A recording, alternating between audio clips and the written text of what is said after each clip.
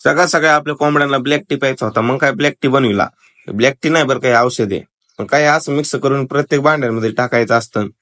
हे काय 3-4 दिवसाचा डोस असतो. मग काय त्यानंतर मग ग्रीन टी टाकू आपण वेगळा काहीतरी.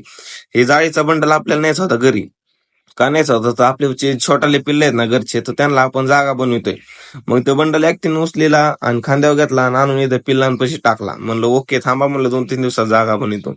सावकार आलता, म्हणला चला रस प्यायला. मग काय रस पिलो त्यासोबत. त्याला घेऊन आलो मी पंपावर, डिझेल आणलं आणि डिझेल घेऊन मी आलो रानात. तर इथं रानामध्ये आलो, बघितलं एकदम फणस बिनस आलते. हे आपले नाहीत बरं का, तू म्हणता तुझ्या इथं आण तोडून. आपल्याला रान मोगडायचं होतं. मग काय रान मोगडायला चालू केलं.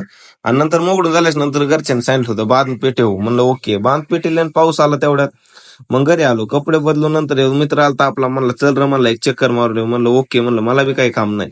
त्यासोबत गेलो होतो आणि एक ट्रिप खाली केली कुठं, तर येरी पशी. तर ते येरी 8 पुरुष होती, पण तिला एक ठिपका बी नाही लागला. वाटात येता येता आम्हाला बाळू मामाच्या मेंढ्या दिसल्या. मग थांबलो तिथं, बूट काढला पटकुनी आणि काय तिथं चक्कर मारायला लागलो. तर आता मेंढ्या लय मोठ्या आहेत, 400-500 जास्त मेंढ्या असतात, 1000 एक.